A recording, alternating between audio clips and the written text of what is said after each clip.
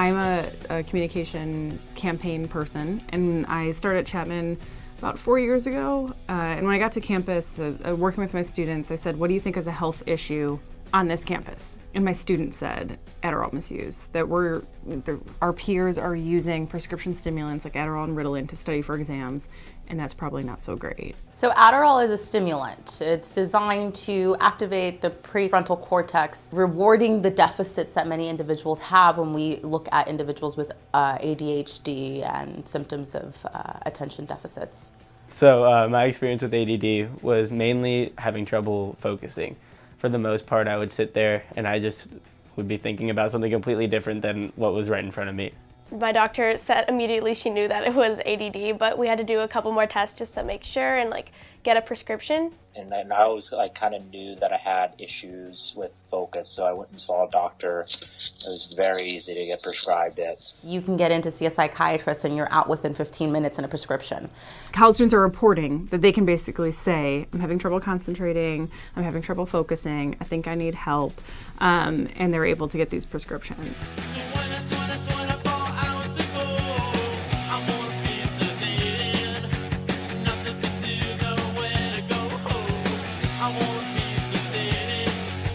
They're not getting it on the street corner. They're not having to go to a shady, dark place to get Adderall. They're getting it in the library. They're getting it in their dorms. Selling it to each other. Someone gets a prescription and they're selling the pills to each other.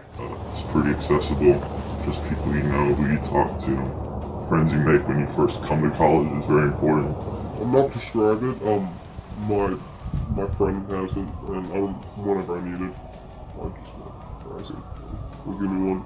If you look at national trends for Adderall misuse, you see that schools with more competitive selection processes, right, where you have a higher rank of students or a better rank of students, this Adderall epidemic is much higher at those schools than less competitive ones. College is a lot of work, and it gets really stressful because you have to manage your time, you have to manage yourself, literally everything you do. It's all the responsibilities on you now.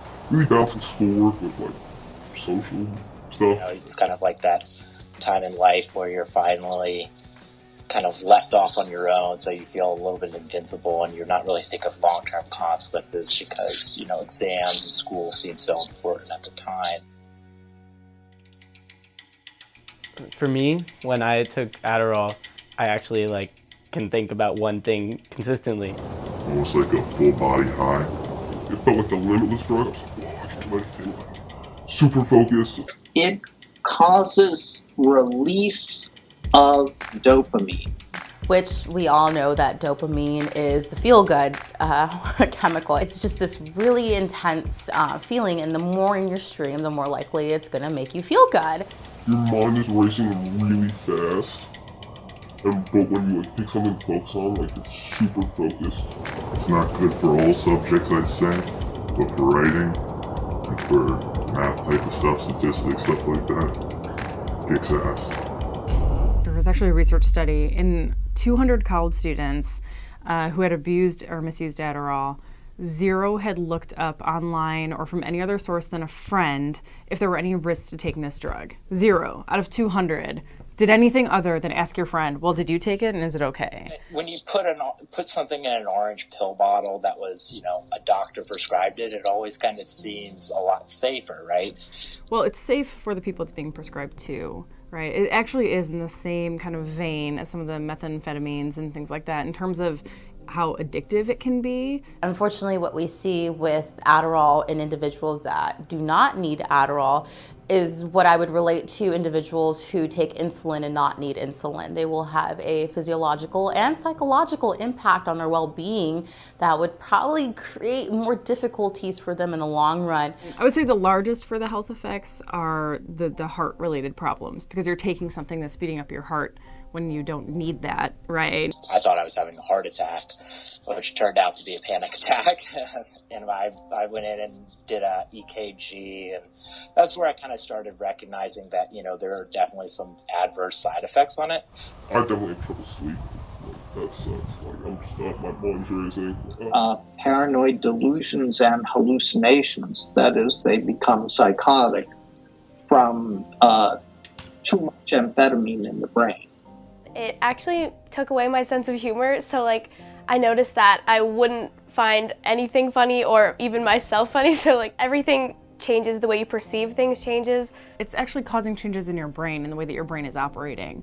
And that is a much more serious impact than the average person needs if you don't have ADHD. You can just study well, you can have a cup of coffee. I mean, you can take much more minor actions than taking a prescription drug to study for exams. I think there needs to be a lot of education of what Adderall really is, what it really does. So the campaign that we ran on campus was the Rethink campaign to end the normalization of Adderall misuse on college campuses. So the research showed, and my own research showed, that students saw this as safe, as effective, as having a positive impact on their GPA. And so all of our messaging was trying to change those attitudes. And we found that we did that. So students at Chapman had significantly more negative attitudes after our campaign, which is awesome. This is in the hands of college students. If you can change this conversation, if you can change how we talk about it, I think we can make a really big dent in this.